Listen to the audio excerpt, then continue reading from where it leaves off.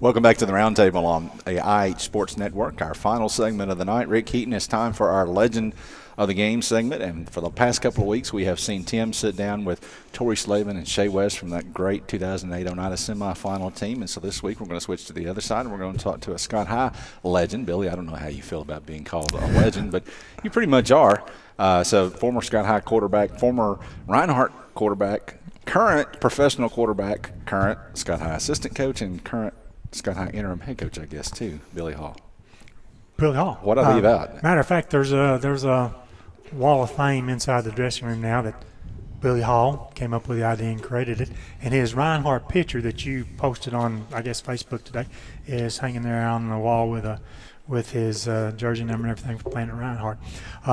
Billy played high school ball 2013 to 2016 at Scott High. You had the single game passing record, 398 yards, single game total yards record, 471 yards, and the single game touchdown record there of 7 touchdowns. We're going to come back to that. I want to keep, you sent this to me, so I've got to make everybody aware of it.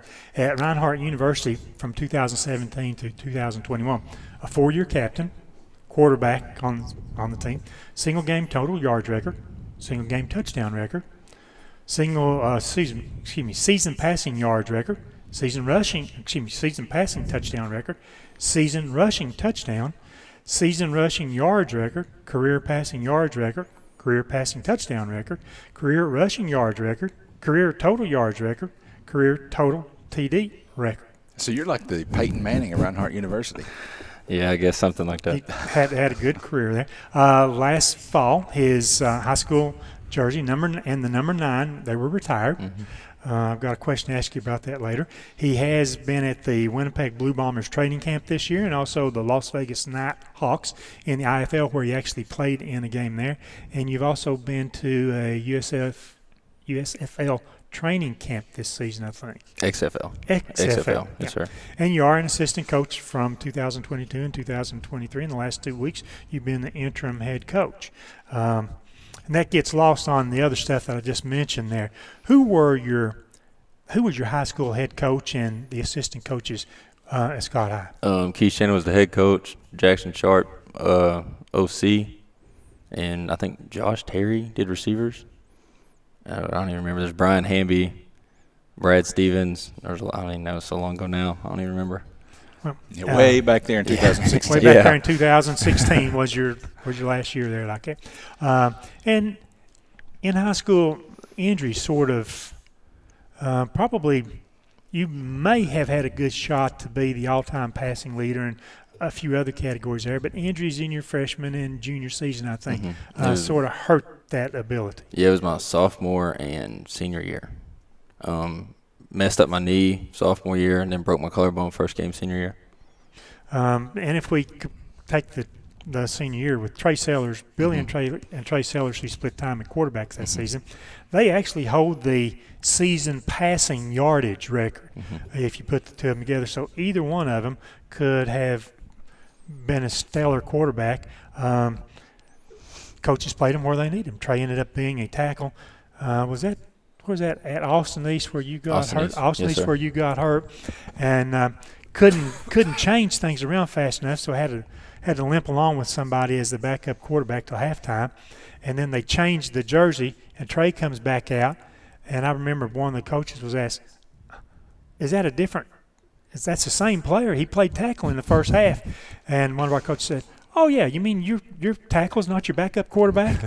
I mean, so Trey excelled there also. But high school experience. I'm assuming you had a very good experience as a high school quarterback. Oh, yeah, of course, absolutely. You played basketball and baseball also. Yes, sir. It was a lot of fun. Really, the dudes I played with, it was awesome. We just really, I know you grind and everything like that, but really we were just out there having fun.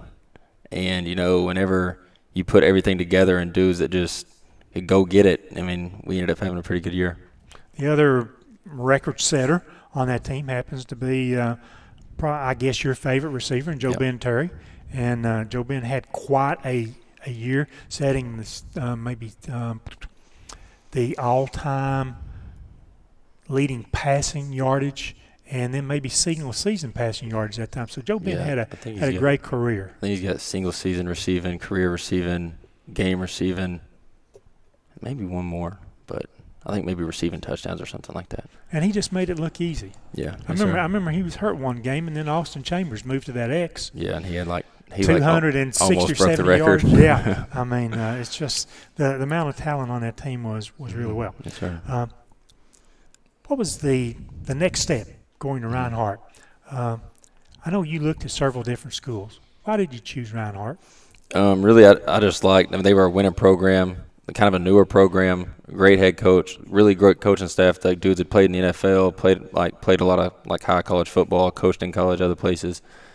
And I just wanted to get on the field as quick as I could. So and their facilities are actually top notch. Yes, they're really nice. Served as a 4-year captain. What were your impressions when you were voted as a captain that first season?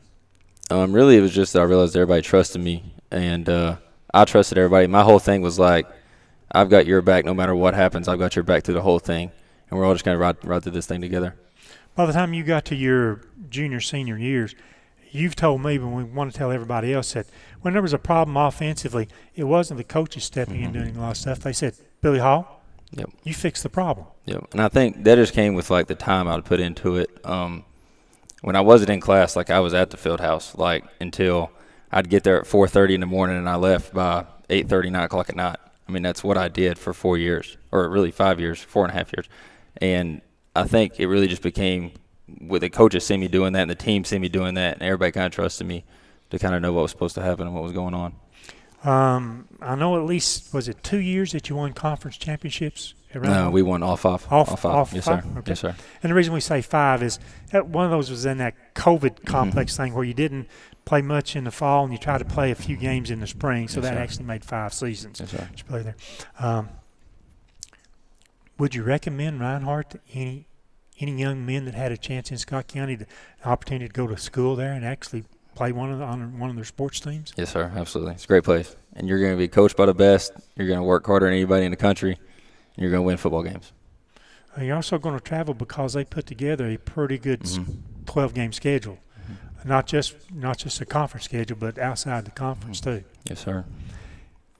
Did that pique your interest in maybe wanting to be a high school coach and or a college coach and or something else? And that's just a brief question. I'm going to get on to the other thing. Not really. I had always thought about coaching. I just wasn't sure if I was going to do it or not. And when I came home and Brady Strunk he had asked me to do it. So I kind of just sat down and thought about it, and the next day I told him I'd do it. And Brady's the kind of guy, of course his brother John's back there, but Brady's the type of guy that, wants to do it right. Yes, sir. And last year he was overcoming a knee injury, but he wanted to do it right, and he wanted to be taught, I think, by a good coach here. The next part B of that is, you certainly, I feel, still have professional aspirations. Yes, sir. You don't know where that's going to take you, but have you set a time limit in your mind as to, I'll try this for 1, 2, 3 more years to see if I get a break someplace and can be that professional athlete? No, not really. Not really a time. I think it's more just listening to my agent. He talks all over every different league, and I think whenever he tells me, you ain't got nothing, then I'll hang it up. Mm-hmm. But your agent is the one you've relied on to get the tryouts and everything else. Yes, sir. Okay. Do we have anybody on the Highlander team this year? I think you've talked to me about a couple of players. We've got a couple of players that could probably play at the next level. Yes, sir. Jackson Sharp, your former offensive coordinator, used to work very hard and very diligently in putting pieces together to help kids get seen by college coaches. Do you do the same thing? Yes, sir, I do. And I'm not going to ask you to name who you're working on that with, but I know one anyway. I'm pretty sure about that. What do you look for now as a high school coach? This is actually, you make money doing this last year and this year, and you've been the interim head coach. What do you look for as a coach, a high school coach, to get the most out of the players that you coach and to grow that player? I think really it all comes down to want to. I mean, if they don't want it, they ain't gonna do anything. And as bad as I hate to say it now, in like the world today, is a lot of kids don't want to do anything. But I will say the team we have at Scott High, they are willing to do whatever it takes. They work hard. They know that we're going to play the top competition in the state of Tennessee every week. You're going to go against teams with 3 or 4 D1 dudes on it every week. I mean, Clinton dude, they had a dude get offered by Alabama. I mean, they're legit. Our kids know that, but they accept it and they go to work every single day and never complain. And when you have that, you can work with it, and they grow each and every day. You seem to have fun Absolutely, I love it. out on the football field. I love it. Fun doing your job, but fun with the kids. And what's your interaction like with these young men? I mean, it's awesome. I think, and I hate to say it, but it's like, I know if I'm the most energetic dude on there, they're going to feed off of me and they're going to get to my level. And really, like, you can work and have fun at the same time. And a lot of times, like, you don't realize you're working because you're having such a good time and you're enjoying it, like, through the whole process. I picked on, not you, but I picked on Coach Wright a little bit Friday night in the dressing room. We were talking about the Eagleton game. And if you go back and watch the film, on a couple of places the Highlanders had big, long runs or big, long passes. There were 2 coaches sprinting down the sideline. And did you say Jake was faster than you, or you faster than Jake? No, Jake said he was faster than me. That's Jake what said I he was thought. faster Jake than may me. have said that he was faster than you.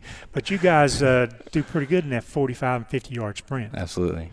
And Coach Wright, he brings a lot of the same enthusiasm that you have to the coaching staff. And that's when he speaks at 6'7", I think the kids really listen. But starting a couple of weeks ago, I thought y'all became more vocal with the team.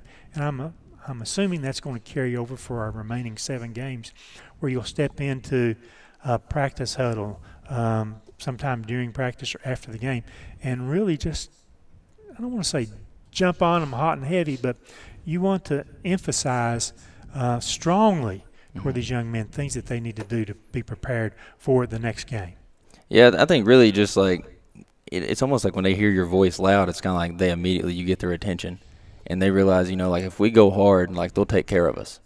So I think no matter what we do, like, right now they're just going after it. Yeah, I liked it the other evening, one day last week, in that end of the game circle there, or in the practice circle there, and you looked over, and I don't remember the player, and I wouldn't mention his name if I did, and you said, eyes up, pay attention to us. Yeah, absolutely. And is that a discipline thing that all the assistant coaches are trying to bring to Highlander football? Yeah, no, I mean, absolutely it is. And, I mean, it's just like one of those little things that a lot of people think go, like, unnoticed or it doesn't really matter. But to me and, like, the coaching staff at Scott High, every little detail matters. And the more you do those little things good, the better you'll be as a football team. Last year was Charles Golan as a defensive coordinator, and you helped Coach Harris so much on the offensive side. The growth of – he's not still here, is he? The growth of Coach Golan, the growth of the other – assistant coaches, including yourself. What's it been like the last 2 years? I think really it was just us just sitting down and really breaking down like what we need to get better at each individually, like us as coaches individually what we need to get better at. And then we got more help. Like we brought in Coach Privet, we brought in Cody Birchfield, we brought in Jeremy Kimbrell, Brady Strunk's now helping us. We instead of us running around scattered trying to do everything, it's kind of more individualized, and that's really helped us a lot. I talked a little while ago about the fact that you played 3 sports in high school and could have played any sport probably athletically that you wanted to play. If you went back to 2016, let's go back to 2013. Obviously you loved football, but retrospectively looking back on that, is there any other sport that you think maybe I should have tried to stronger to play that, and maybe that I would have wanted to play in college? No, I think football just brings something different out in me, and that's what I really love doing. It'd be safe for me to say, is Billy Hall the fastest Highlander on the field right now? Absolutely, no questions asked. Hey, and if they doubt that, they can line it up. That's what I thought you would say. Maybe we'll throw a challenge or 2 out there like that. But and last year during practice, you would run the scout team program a little bit. Yep. And there were many times that you broke down our first team, made them miss. They couldn't even catch up with you with the zip, zags, and zips again. So obviously you stay in shape. How do you go about staying in shape for your professional training sessions and the tryouts that you have? Really, I work out during my planning period during teaching, and I just try to. I'm working out like 6-7 days a week, throwing it every day. And then I'm also watching film for Scott Hine. I'm also watching film on myself and like other just professional stuff, just trying to keep learning the game. So it'd be safe to say, other than football, you probably don't have a life then. Oh, just football. Hey, guys, chime in here. I'm curious about rivalries. Like in high school, was there a team that you felt like was a rival that brought out the best in you? And then same thing, college. Was there a college team that just that was the team that you wanted to line up against, and this is who you wanted to take down? It was definitely Kingston in high school. Yeah. Like we had battles in really basketball and football every time we played. It was a battle every time. College, really, it was just we had the mentality was our rival was whoever lines up across from us. Yeah. And like we treated every week like it was the dang national championship. Well, I'm going to give you a coach test now, because most coaches I know, the losses stick with them more than the wins. Is there any games that was a loss that you really, you just replay if this had gone differently, if that had gone different? Is there a couple of games like that in high school and college? Football, like me playing, or Yeah. Kennesaw State, my last year there. I kind of got hit and I threw it. Dude was open. I got picked off. Really, we were predicted not to be in the game, but we ended up getting beat by 10. We played really, really well. But it's kind of like, man, if I don't throw a pick there, maybe we have a chance differently. But other than that, no, really, I just kind of my whole mindset going at it is take it one game at a time, one day at a time. And if we get beat, whatever happens, even if we win, every mistake, I'm gonna go to the next day and learn from it and grow from it. What was the biggest? I'm sorry. Yeah, I just Go ahead. have one more. What was the biggest surprise? Like the one that maybe you never have this mentality because I didn't play, so I don't know. But was there ever a time when you thought, I don't think we can get over this hump.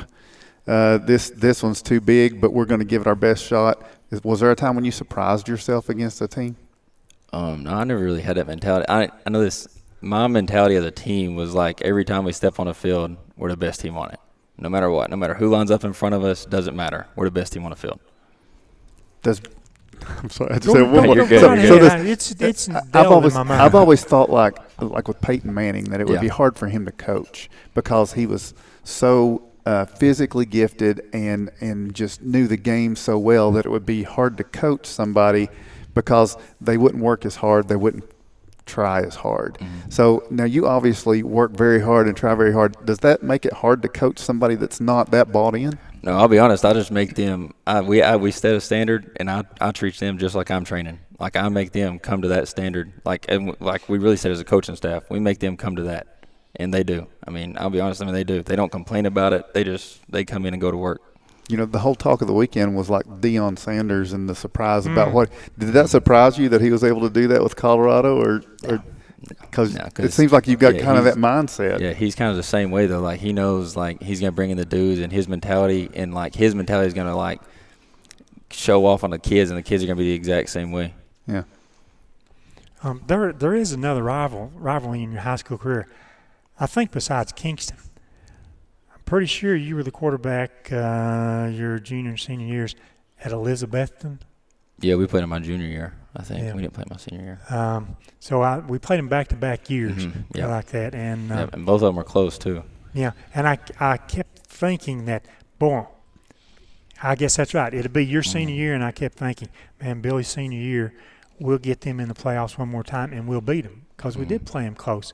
And one time it was at their old field, then they got a brand new field, stadium, and stuff like that. And we always within 6 points or something like that of them. So I always thought that was a rivalry that if we had ever got the chance, especially with you as a senior, to play them again, that we would have advanced, and that would have been huge for the Highlander football program at that time. But that's your high school career. We know what a great career you had at Reinhardt. And, of course, we wish you the very best. I'm selfish. I would like for you to be at this bottom thing right here. But I know you have goals out there in life, and I wish you the very best as you try to attain your own personal goals. And The last point I'm going to mention, and we'll let Ben finish out right here. Your high school number was retired last year. And one of our seniors this year, I believe, had to change numbers, and that would have been Rylan Griffin. Mm-hmm. He wore the 9 for the first 3 years in his high school career, and once it was retired, I won't say reluctantly, he readily agreed to change numbers, and he wears the 0, which we can't see from the press box, but on the new jerseys. But anyway, that's quite an accomplishment, and there haven't been that many of those over the years that we have actually had the number retired at Highlander with the Highlander programs. Ben, you want to? I think you covered it, Rick. Well, if you say so. All right, Billy, thank you for joining us. Yes, sir. Thank you all for having me. I just got one more then. Can I just do that? I just, have at it. I'm fascinated by the from having seen your dad coach at when at Oneida when I was there, and then Robert Wright coaching at Oneida, and then you and Jake. Did you and Jake know each other well before this year, or before you started coaching at Scott High? Not overly, but now and Jake Wright's awesome. Your brothers? Yes, absolutely. They are seriously, they're buds. I mean, absolutely. He's awesome. Yeah. I am going to say, Tim, as someone who called Jake Wright's basketball games back in the day, you go ahead and set the record straight. There's no way that Jake Wright's faster than Billy Hall, right? I mean, Jake might be watching. I'm not going to. If Jake says he's Jake, faster, I got no problem with saying that Billy is faster than you, okay? Jake's pretty fast. Hey, one other thing. Especially when Rusty's chasing him. Yeah.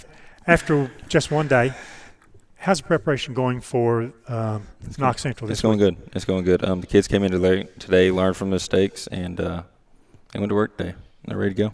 Ready to go. Well, of course, still four days away, but we hope that continues and Yes, sir. that we have success and find another win this coming week. Yes, sir. All right, Billy Hall. Billy, it's been a pleasure watching you play quarterback at Scott High at Reinhardt and with the Vegas Nighthawks this past summer, and hopefully we see you somewhere playing quarterback again maybe this next spring. Yes, sir. All right, Billy Hall, our legend of the game, and that's going to do it for us tonight on the Roundtable. Be sure to join us back next Monday at the same time, as we'll be back with another slate of guests for another edition of the Roundtable.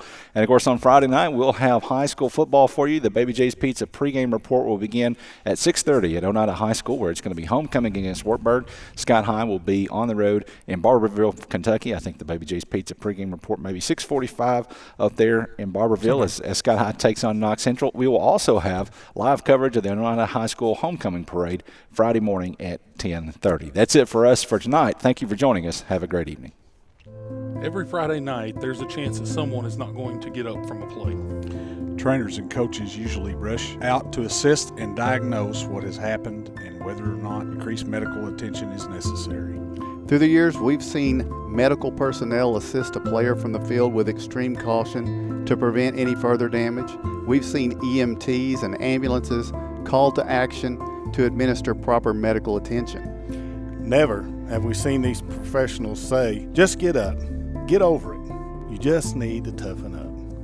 Unfortunately, many people respond to mental health issues in just this way. It can be others or the victim themselves overlooking the importance of seeking counselors, support, and resources necessary to win the battle over mental health. We have all had our own battles and are here to say, seek help.